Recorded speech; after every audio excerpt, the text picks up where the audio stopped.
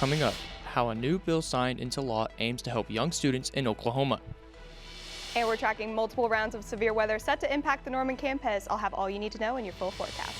OU women's gymnastics set a high bar by winning their 8th national championship in the last 12 years. How they celebrated. This is OU Nightly.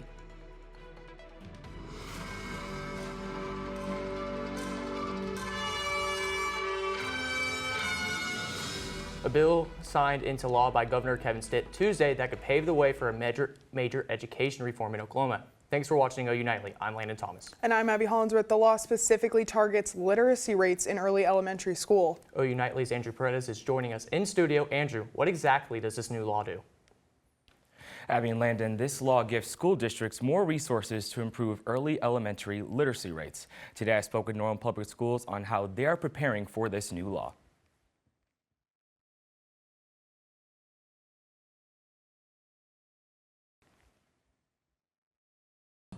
Say strong readers on the count of three. 1, 2, 3. Strong readers. Governor Kevin Stitt signing Senate Bill 1778 into law Tuesday, surrounded by lawmakers and students in Oklahoma City. With this bill signing, we are providing our commitment to our young people and their ability to succeed. The new law aims to improve third grade literacy rates by providing additional funding, training for staff, and enhancing parent communication.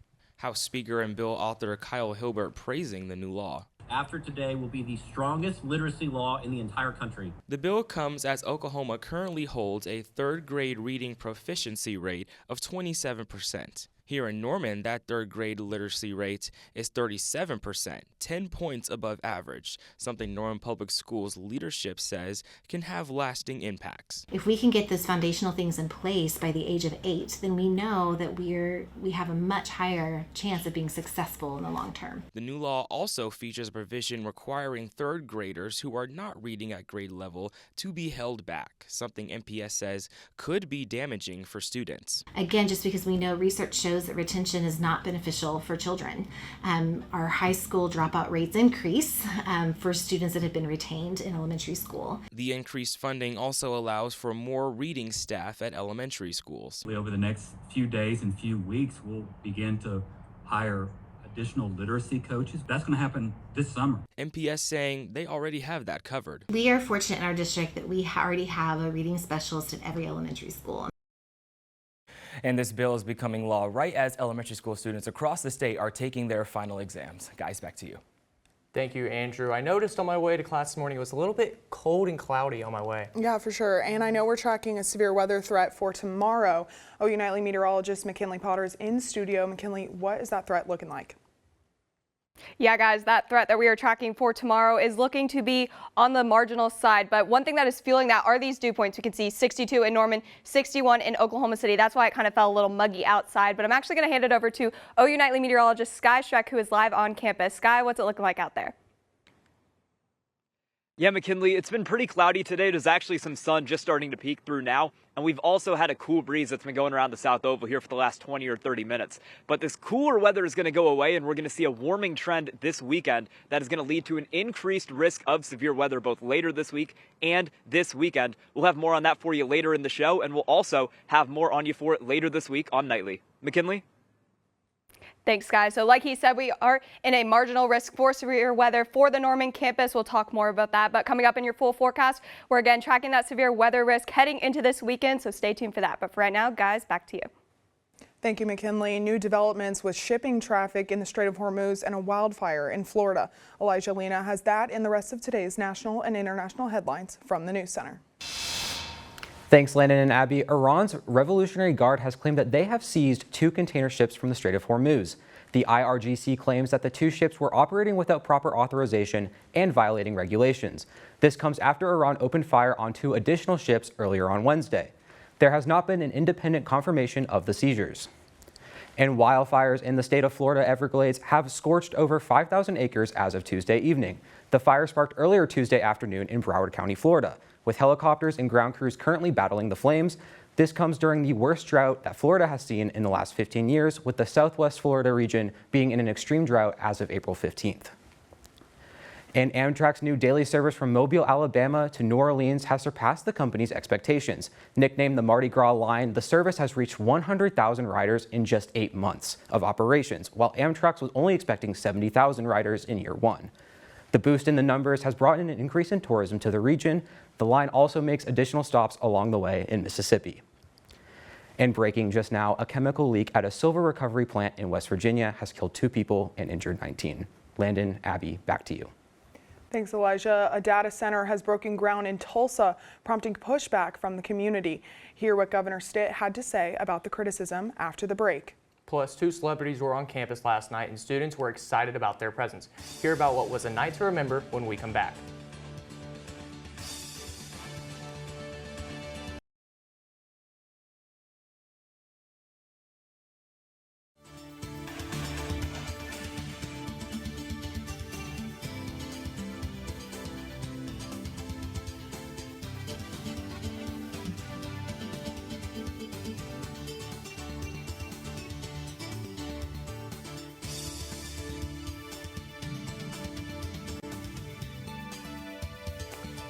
Welcome back to OU Nightly. Meta has broken ground on a new data center in Tulsa. The $1 billion investment will be one of the largest economic development projects in Tulsa's history, but pushback is still being raised against the data center named Project Anthem. The Tulsa City Council voted unanimously to pause construction on data centers last month after residents raised concerns about water usage, noise, and demand. However, Meta's Project Anthem was not paused due to it already being in progress. Governor Kevin Stitt said in a news release, "We produce more energy than we consume in Oklahoma, giving companies like Meta the reliable and affordable power they need to grow and innovate. This project will also create new opportunities for our workforce by connecting students and graduates from our colleges and career techs to high-quality, high-paying jobs right here in Oklahoma." From music to celebrities, the entertainment world has made its way to Norman. Gracie Steinbrink has all the excitement in today's entertainment beat. Landon, the wait is finally over for Norman music lovers. Norman Music Fest kicks off tomorrow. Downtown Norman is transforming into a weekend of community, food, and live music, with Thursday's headliners Husbands, Camp Blue, and Evening Elephants performing. Festivities begin at 6 p.m. tomorrow and go through Saturday. There's been no shortage of entertainment in Norman, with the Campus Activities Council bringing celebrities to OU's campus. High School Musical star Corbin Bleu stopped by to give advice and tell stories about his time in the entertainment industry. Plus, they ended their annual concert series with a bang. Singer-songwriter Paige Fish took the stage for the spring show. The school year is coming to a close, but CAC activities will pick back up starting in the fall. In other celebrity news, firefighters are melting Drake's viral ice sculpture in downtown Toronto. The rapper sent fans into a frenzy after posting on his social media that the release date of his new album, Iceman, was inside the sculpture. Officials were concerned about fans using flames and sledgehammers to break the sculpture open and took matters into their own hands. So, when will Drake's new album drop? May 15th. And reality TV show The Secret Lives of Mormon Wives will continue on without Taylor Frankie Paul and her ex-boyfriend, Dakota Mortensen. Paul responded in a deleted Instagram comment on People Magazine's Instagram saying, "Interesting, that's not the call I got." Abby, Landon. Thanks, Gracie. Because of the Norman Music Festival, many roads will be closed around downtown Norman. Main Street will be closed between Santa Fe Street and Porter Avenue. James Gardner Avenue, Jones Avenue, Peters Avenue, and Crawford Avenue will be closed between Gray and Comanche Street. They will be closed around noon on Friday and will reopen at 6 a.m. on Sunday. And James Gardner Avenue will be closed between Main Street and Eufaula Street until 3 p.m. on Sunday. And OU women's gymnastics vaulted their way into the history books, creating a new legacy for what Sooner greatness truly means. Plus, hear about their celebration for what they accomplished and what it means for the future of OU women's gymnastics. Yeah, guys, and we're continuing to track severe weather into this weekend. I'll have everything you need to know coming up after the break.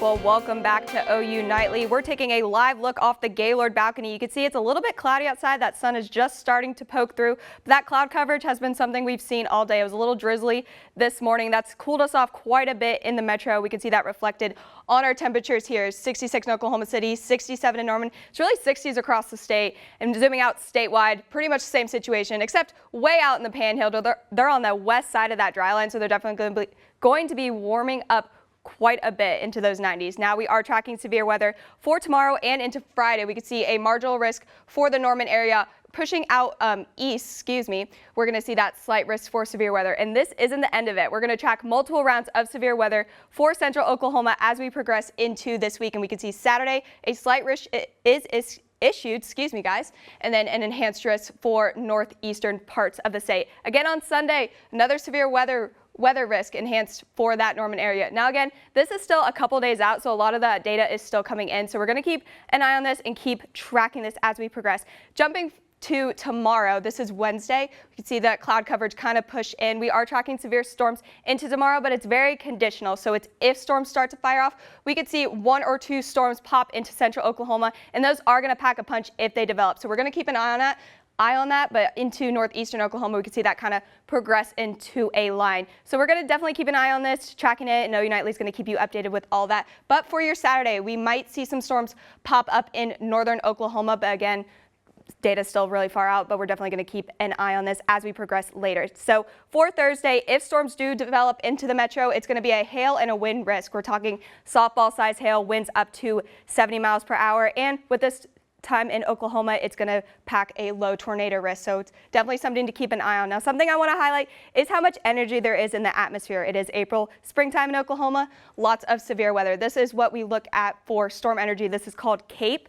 So we can see as we progress into Sunday, we can see that purple color. That is a lot of instability and a lot of energy in the atmosphere for those storms to start firing off. So we're going to keep an eye on this as storms progress into this weekend. Now, highs for tomorrow, we're going to warm up quite a bit. We can see 80 in Norman, 81 in Oklahoma City, even way out west. They're reaching up to 90 degrees. It's going to be a little bit cloudy, but definitely a lot warmer than we have been seeing for the past couple days. Again, for the next 7 days, 80s for Thursday. That severe weather threat, very conditional, but our main severe weather threat is going to be for this weekend, for Saturday and Sunday. Now, I know there's a lot of events going on this weekend, so something to keep weather aware. Yeah, for sure. But I want to go back and talk about that large hail risk you were talking about. Just what can people do to be best prepared for that? Yeah, so something people can do is to make sure you have alerts on your phone, especially it's a very conditional setup, so it's going to be when storms or if storms start to fire, so definitely keep those alerts on.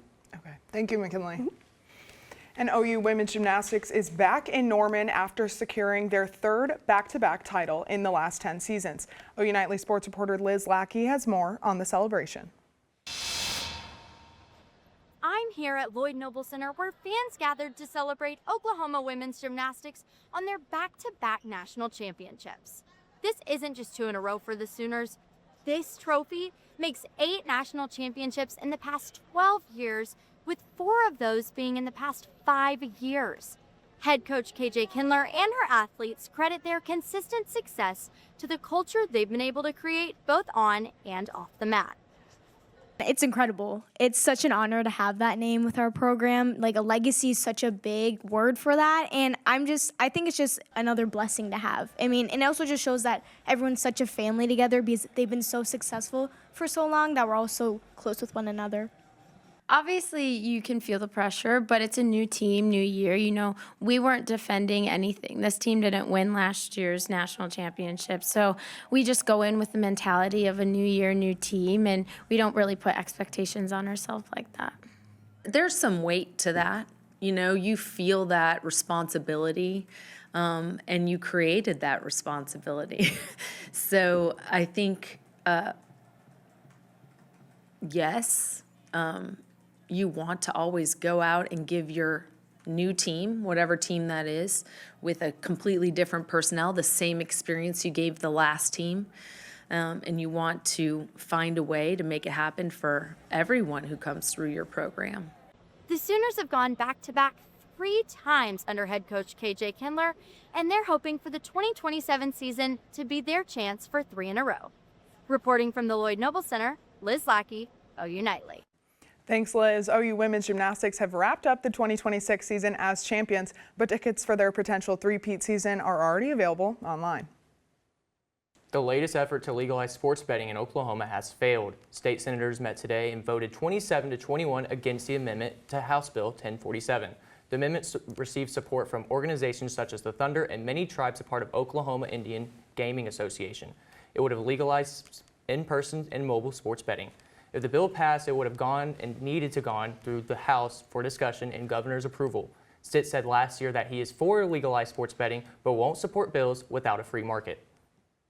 And the Oklahoma City Thunder are 15 wins away, from back-to-back champions after taking Game 1 on last Sunday. We have a live report from OKC on what the team needs to do as they prepare for Game 2 tonight. And OU baseball had a grand performance last night in their midweek matchup. Plus, Sooner softball capped off their non-conference schedule with some history. Keep it here. Sports is next.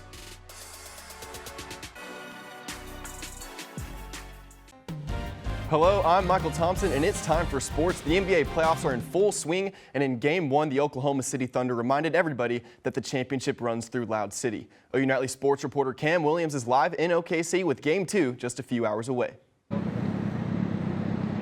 Yeah, Michael, the Thunder didn't let any sunshine last Sunday, dominating Phoenix in all facets in Game 1, outscoring them by 28 points in the paint and holding them to just 34% shooting overall. But the message ahead of Game 2 tonight is just to keep the same intensity. This Phoenix team's an aggressive team. They're physical. They attack the game. They're going to bring the fight to you. And we just have to understand there's a competitive team over there, and when they come off a game like this and get their legs back under them, they're going to be really ready to play on Wednesday. We just prioritize winning across the board, and it's as simple as that. Like, no matter what it looks like, that's what we're trying to accomplish, and we try to get better every day and take steps towards winning. And that's just at the top of everyone's mind, and because of that, we're aligned. And we'll see if that togetherness is in full display tonight at 8:30, where the Thunder are 21-13 all-time at Paycom Center in Game 2s. Reported from Scissortail Park in Oklahoma City, Cam Williams, OU Nightly. Thank you, Cam. OU softball hosted Arkansas Pine Bluff in their final non-conference game of the season Tuesday night. And the pitching trio of Kirsten Deal, Miley Wachino, and Berkeley Zakay were spectacular, throwing a combined no-hitter. Isabella Emmerling puts the Sooners on the verge of history with the 161st home run of the season, tying the NCAA all-time record for homers in a season. The Sooners would take the win 9-0. Now over on the mound, an Oklahoma battle between the Sooners and Oral Roberts wasted no time getting exciting. ORU's Cooper Combs hits a grand slam in the first inning, but in the 6th inning, the Sooners are down 3, and Jackson Willett says, "I can do that too," and hits what would be the game-winning grand slam, capping off the largest comeback win of the season, 7-6. Now Skip Johnson knows that the slow start is exactly what his team needed. You know, I told Butler in the game when they hit the grand slam in the first inning, I said, "That might have been the best thing that ever happened to us," because it make us play a little harder and get after it a little bit. And it happened, and it turned around, which is really good. And for her efforts in helping OU women's tennis take home the regular season SEC title, Evelina Laskovich earned the honor of being named SEC Freshman of the Year, plus a first-team All-SEC selection. Abby, Landon. Thanks, Michael. Something else causing a racket. Today is Earth Day, and the Smithsonian's National Zoo has a special guest that is absolutely irresistible. When we come back, we'll address the elephant in the room. Don't go anywhere.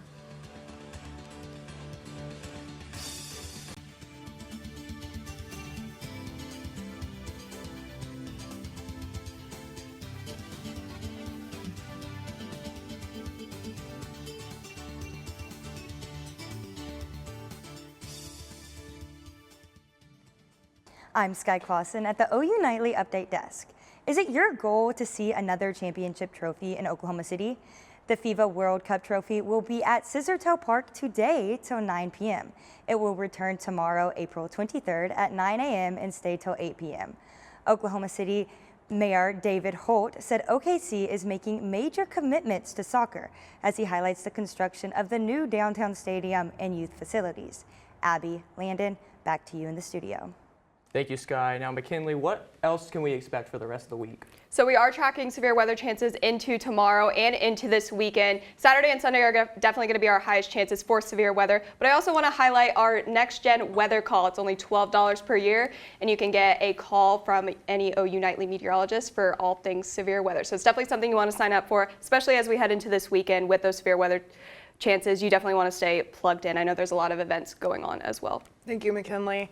The Smithsonian's National Zoo is putting themselves on the map for this year's Earth Day. Everyone meet Lin Mai, the baby Asian elephant. She was born on February 2nd and was the first elephant born at the zoo in nearly 25 years. And for those who can't make it to DC, you can see Lin Mai and other elephants on their website's Elephant Cam, which is live right now on your screen. There she is. Now, I know we have that elephant, but I want to talk about the biggest elephant in the room.